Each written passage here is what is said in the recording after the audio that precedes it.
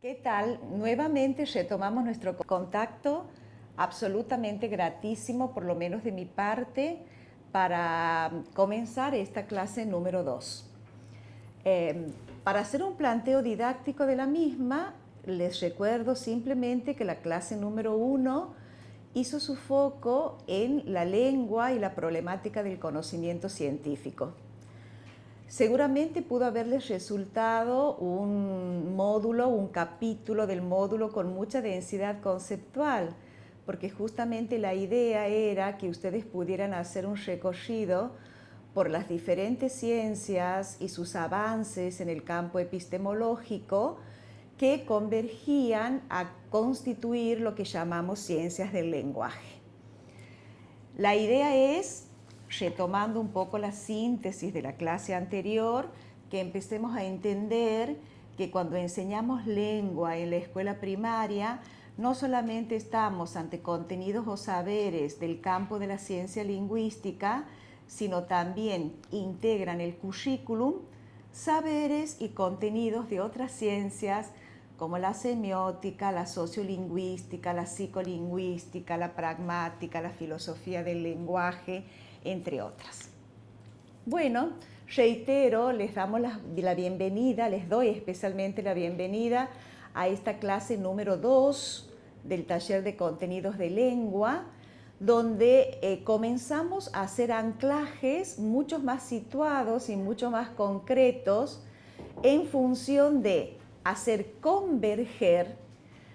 estos contenidos teóricos del marco conceptual de la clase 1 en la dimensión más concreta de lo que llamamos dimensión pedagógica y didáctica. La denominación de esta clase número 2 ya nos circunscribe en cuál sería la impronta que va a tener este eje. Hablar de lengua y de implicancias pedagógico-didácticas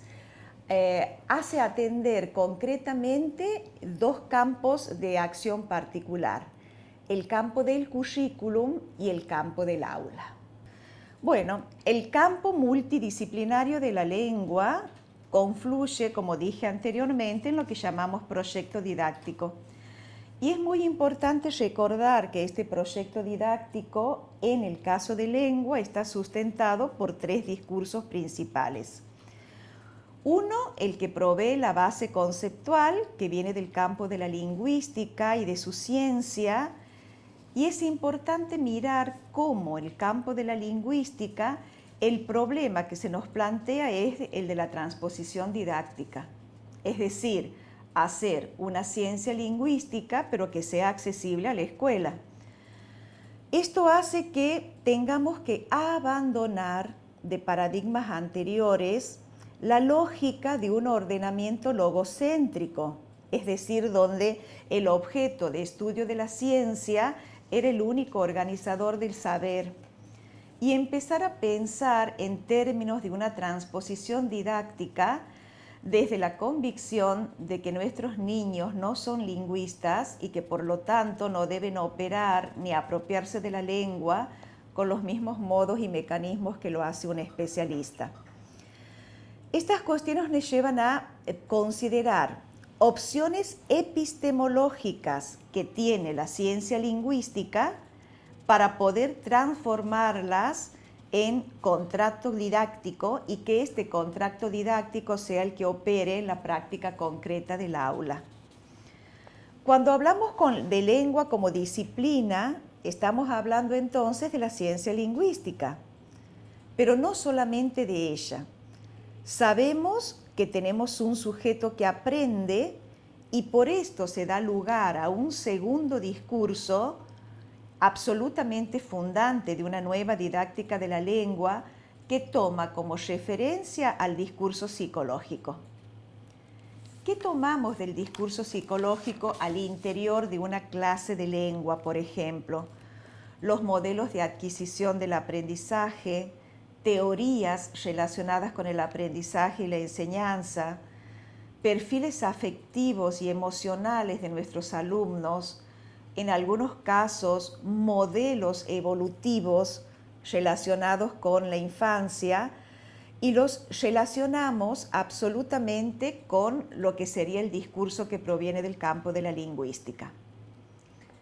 De igual manera,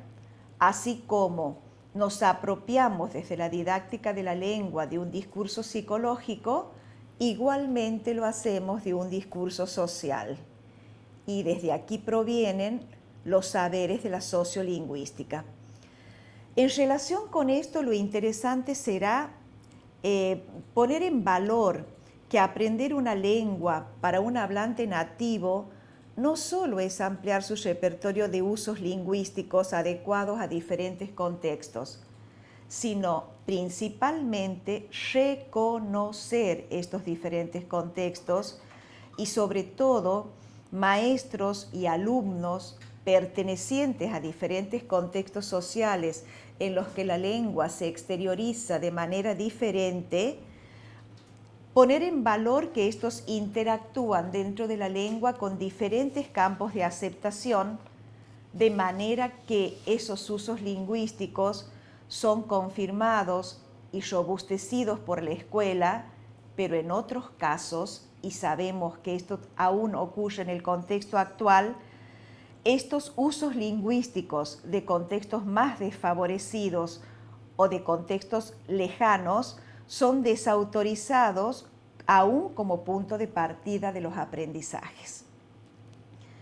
Retomando, ¿qué nos importaría mirar de este esquema?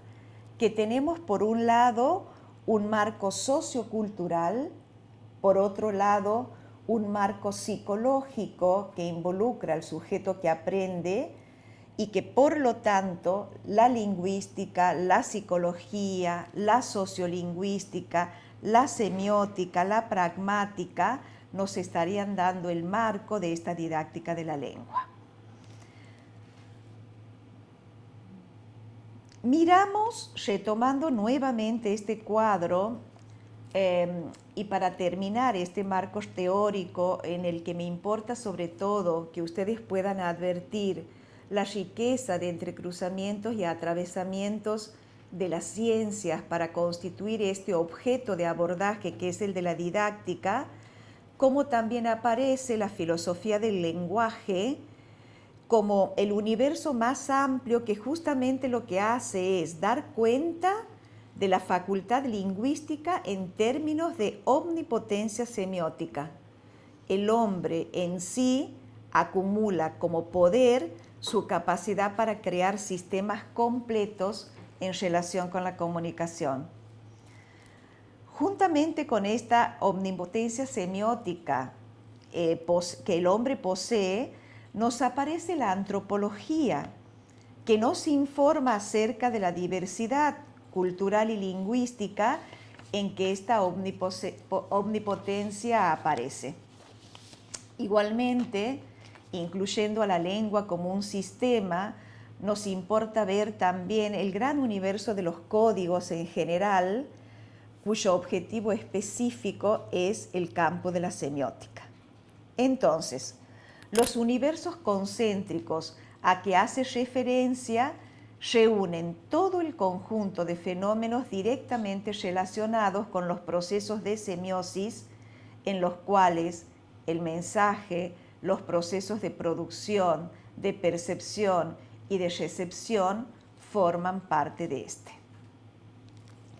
Finalmente, el campo interdisciplinario de las ciencias del lenguaje pasa por todos estos ejes concéntricos de pertinencia. Ellos son los que posibilitan la didactización de las teorías del lenguaje. Pero lo importante es advertir que estamos frente a la constitución de un objeto nuevo. No se trata de una teoría de la lengua, sino que es la lengua para ser enseñada mediante una didáctica de la lengua. Esto es, una teoría para enseñar y para aprender lengua que toma en cuenta la complejidad de este objeto interdisciplinario y la validez de sus recortes pertinentes. Tener en cuenta esta complejidad teórica y sobre todo abordarla desde las herramientas y los mecanismos de transposición didáctica van a redundar en que nuestras estrategias de enseñanza sean las más pertinentes y las que nos aporten el mayor aprovechamiento didáctico. Bueno, en función del esquema que acabamos de mirar y que sintetizaría este nuevo objeto de construcción teórica y metodológica que es la didáctica de la lengua, importaría ahora hacer foco en lo que entendemos hoy por el nuevo enfoque que sustenta esta didactización de las ciencias del lenguaje. Podemos hablar básicamente de dos enfoques, un enfoque comunicacional y un enfoque llamado del interaccionismo discursivo o sociodiscursivo, en el que, como miramos en el esquema, confluyen tres tipos de teorías. La teoría de la lengua como textualidad, por un lado, la teoría del aprendizaje como construcción, por otro, y una tercera teoría no menos relevante, que es la de las teorías de lectura y escritura como procesos.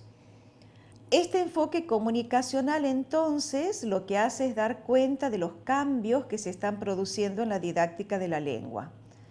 Podríamos mirar, por un lado, en cómo abreva este cambio en lo que es la teoría del aprendizaje,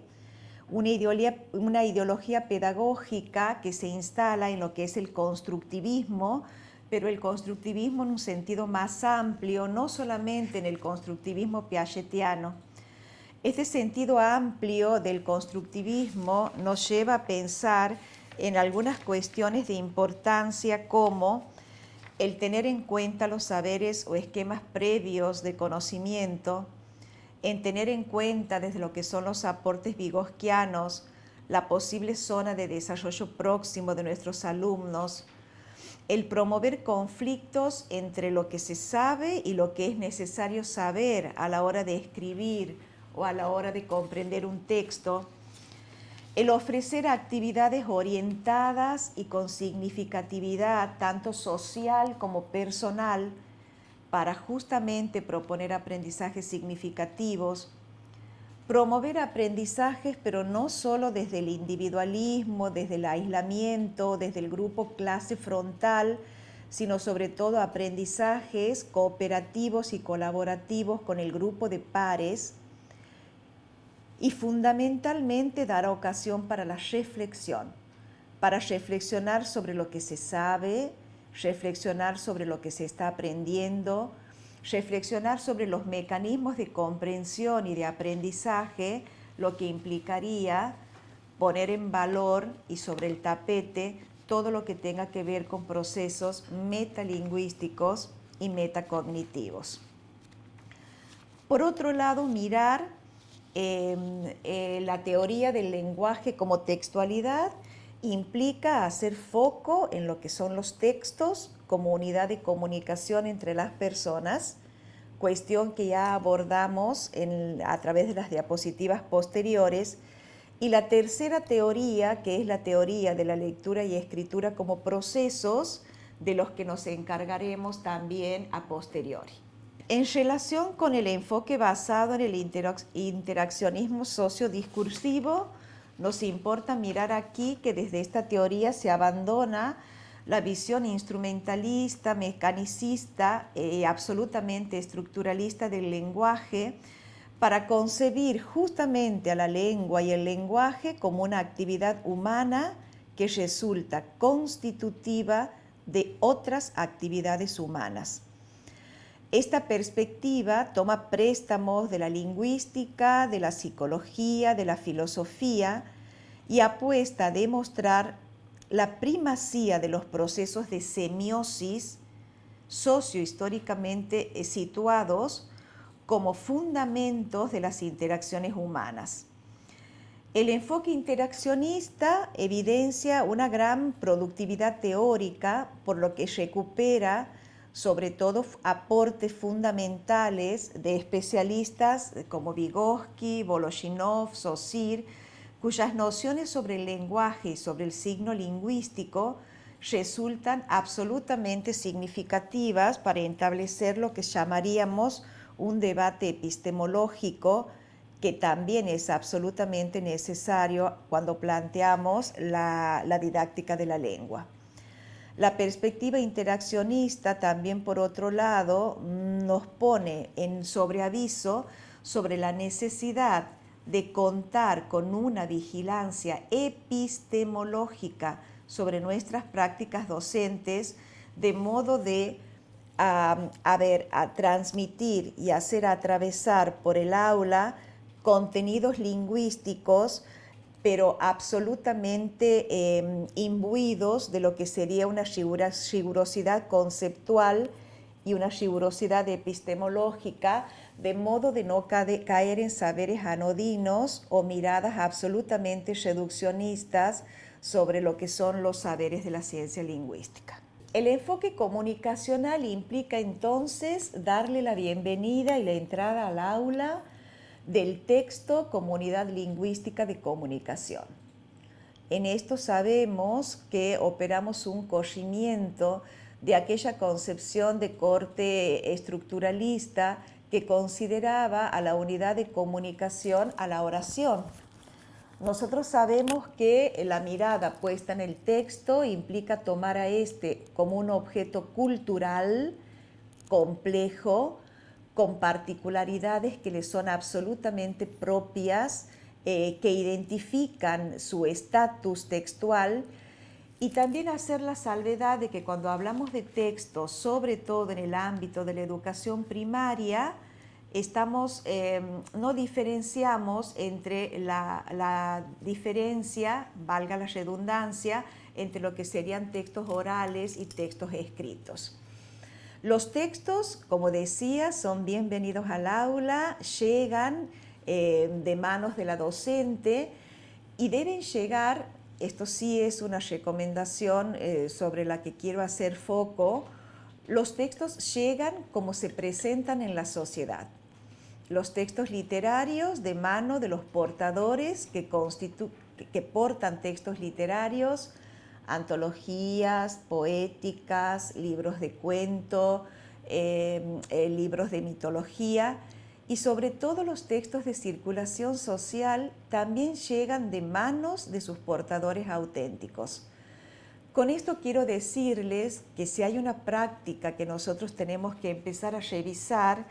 es la de extraer textos para trabajar en el aula que son fotocopiados de los manuales escolares.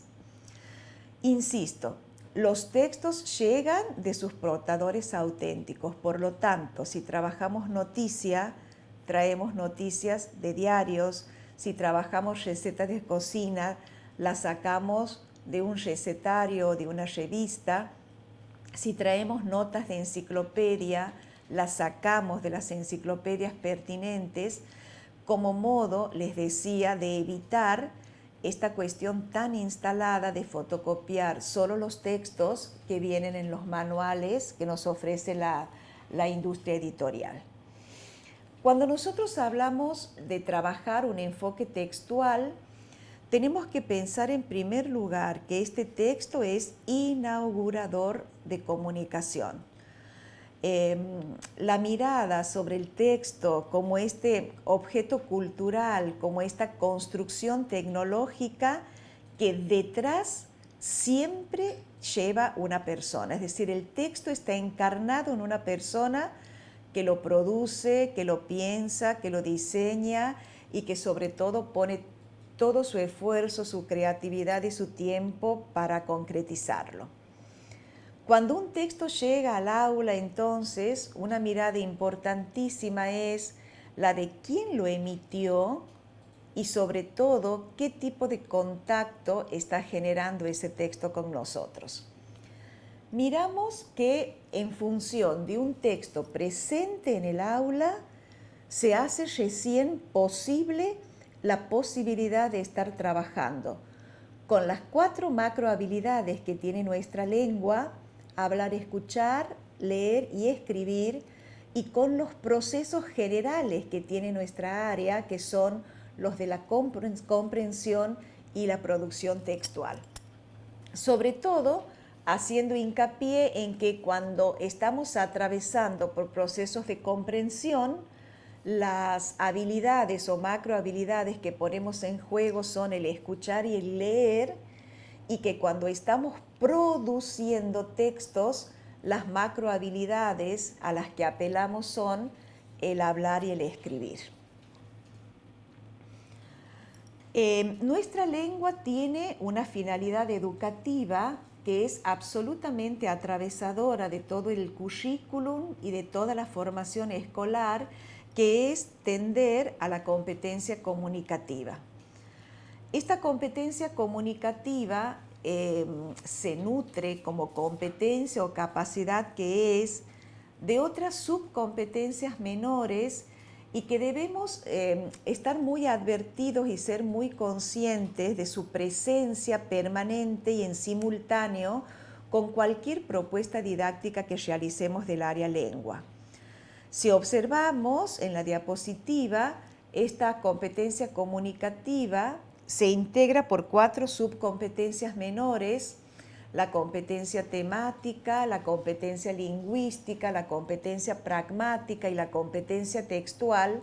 sobre la que no vamos a redundar en esta exposición, pero sería muy interesante que observen cómo las mismas aparecen desagregadas en las diapositivas que ustedes cuentan en el PowerPoint, que también figura como uno de los materiales de consulta que se encuentran en la plataforma. Miramos entonces la competencia temática, que está relacionada con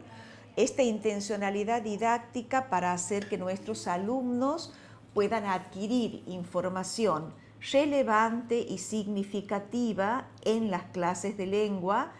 información que puede llegar desde estrategias pedagógico-didácticas diferentes, como lo pueden ser la observación directa, es decir, el contacto directo con la realidad,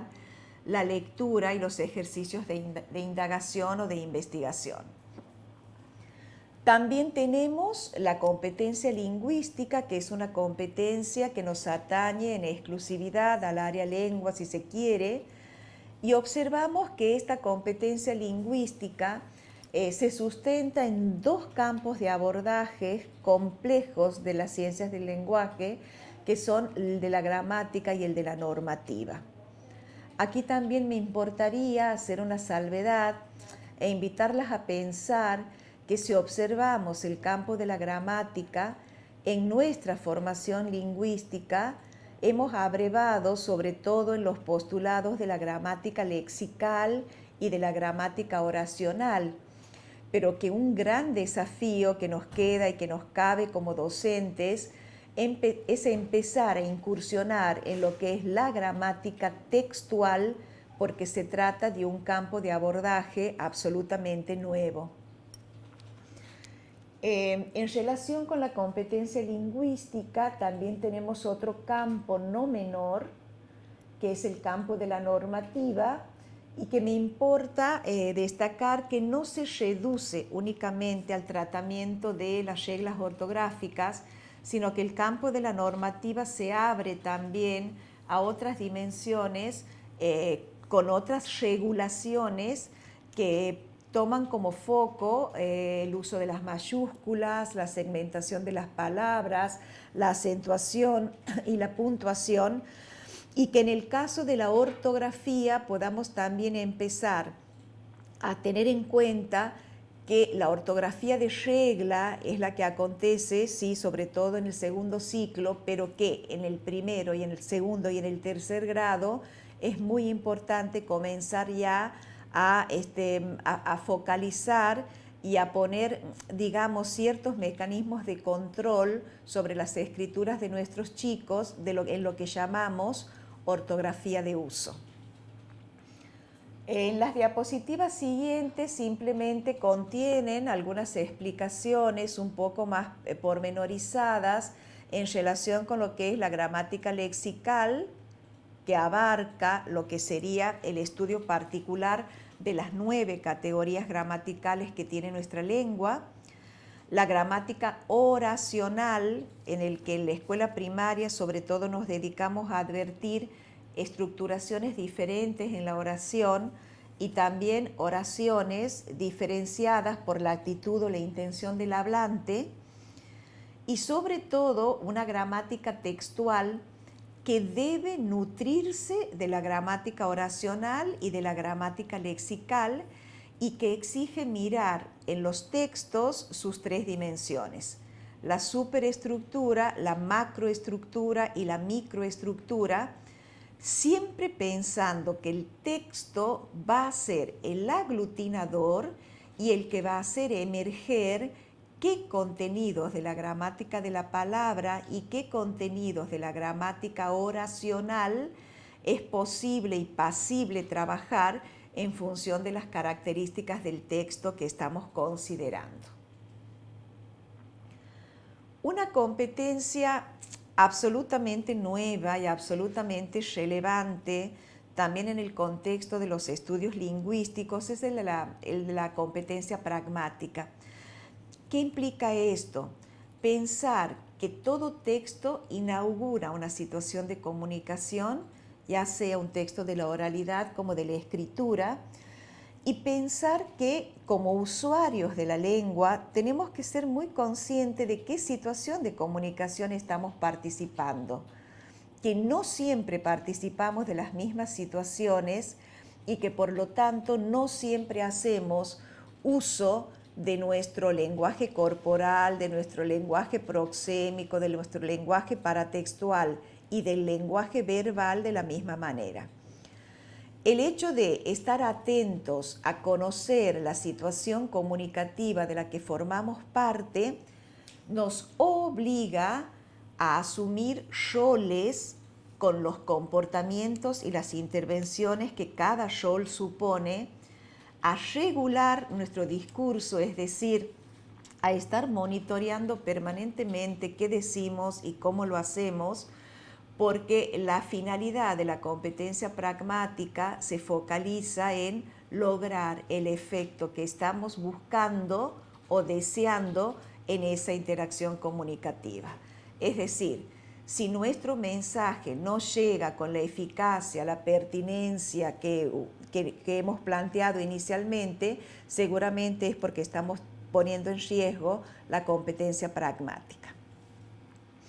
Por último, y en función de las 4 competencias a las que aludimos hace un momento como constitutivas de la competencia comunicativa, aparece la competencia textual. La competencia textual implica lograr capacidades muy complejas que por supuesto exceden el campo de la diapositiva que les estoy mostrando, que es una diapositiva muy reduccionista en lenguaje, pero que es muy potente en cuanto a la densidad conceptual que contiene. Tener competencia textual implica nada más y nada menos que desarrollar las competencias de comprensión y de producción de textos que obliga, como les coloqué en la diapositiva, qué son tipologías textuales, por un lado, y cuáles son los tipos textuales que nutren estas tipologías, por otro. Ustedes van a mirar que las tipologías textuales se constituyen en función de 3 miradas, 3 criterios o 3 ámbitos de abordajes diferentes. Por un lado, la intención del emisor, que determina textos de tipo informativos, apelativos, expresivos y literarios. Pero por otro lado, si hacemos un corrimiento de lo que es el emisor y sus propósitos y nos adentramos en el contenido del texto, podemos recortar tipologías de tipo narrativa, expositiva, descriptiva, conversacional y argumentativas, y que si le imprimimos una tercera mirada al texto en cuestión, no podemos dejar de lado el considerar su género o su función social, donde la pregunta obligada es: ¿y para qué sirve este texto? La idea es hacer reflexionar a nuestros niños que los textos tienen una intencionalidad y un sentido de existencia en nuestra vida, y mirar la diversidad de tipologías que podemos construir en razón de su función social. Una recomendación importantísima en función del tratamiento que hacemos de las tipologías y de los tipos textuales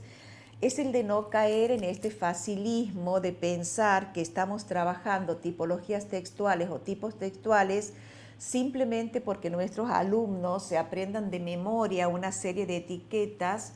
o marquen con una cruz algún ejercicio clasificatorio. Una recomendación muy especial sería entonces en que pongan la mirada en los interrogantes que les voy planteando en función de cada criterio, como un modo, digamos, de direccionar didácticamente la mirada para que nuestros chicos puedan inferir de qué tipología se trata. Creo que una práctica desafortunada sería la de estar indicándoles nosotros si un texto es informativo, apelativo, narrativo, cuando en realidad se trata de un descubrimiento que debe operar desde los alumnos.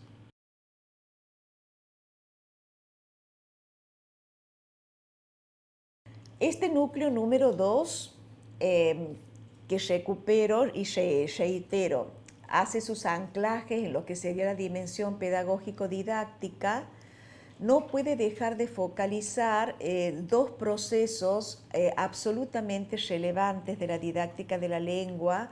y que están relacionados con las prácticas lectoras y las prácticas escriturarias. Si ustedes miran en una de las diapositivas iniciales, habíamos hablado de que el enfoque comunicacional se nutre entre estas tres teorías de la idea hoy absolutamente innovadora de que tanto la lectura como la escritura son procesos y no simplemente productos. Entonces, de aquí la importancia de mirar y de problematizar cómo encaramos la práctica lectora en nuestras instituciones educativas. En relación con la alfabetización inicial, pensar si hoy enseñar a leer y escribir es únicamente sonorizar letras o codificar letras sueltas o sílabas o palabras sueltas, y en los grados superiores si la práctica de lectura puede reducirse únicamente a la lectura silenciosa que realizan nuestros chicos para responder luego a un cuestionario que seguramente lo único que les requiere o les demanda es recuperar información de tipo literal. La invitación desde esta nueva idea de lectura como un proceso que nos permite construir sentidos es a pensar y a posicionarnos que nuestros chicos deben poner en uso estrategias de lectura que serían las mismas que podríamos poner nosotros si nos dedicamos, por ejemplo, a la tarea de leer un texto en lengua extranjera. Es por esto que ustedes les coloqué como material de estas diapositivas un texto escrito en japonés y un texto escrito en alemán. La invitación sería entonces a que miren los textos, se problematicen y piensen si enseñar a leer arranca con conocer únicamente letras de un código o empezar a construir otros sentidos desde nuestros saberes previos y desde las estrategias que ponemos en juego. A la hora de teorizar la práctica de lectura, el módulo es generoso a la hora de aportarles un marco teórico en el que se desagregan lo que entendemos por estrategias de lectura.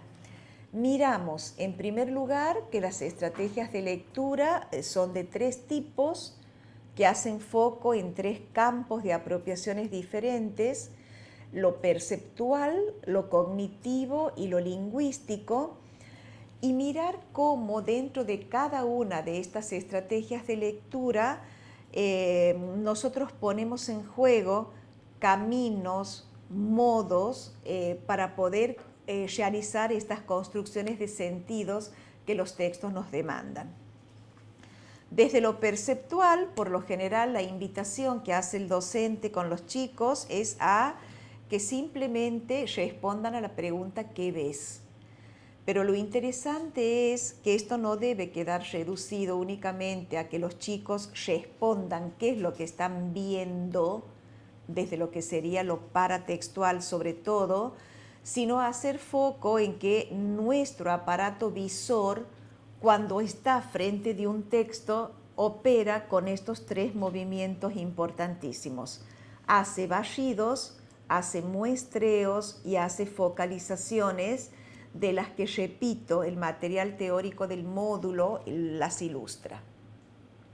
En relación con las estrategias cognitivas, aparecen también estas tres prácticas que se encuentran instaladas tanto en el diseño curricular como en nuestros NAP y que las conocemos con el nombre de prelectura, lectura y poslectura. Y mirar también que cuando leemos un texto ponemos en juego y hacemos intervenir también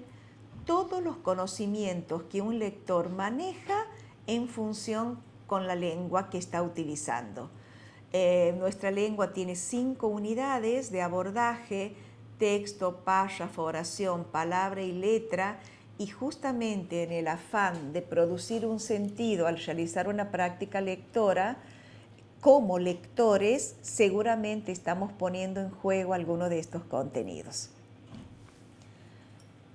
Así como la lectura es considerada un proceso, de igual manera uno de los grandes descubrimientos que hace la psicolingüística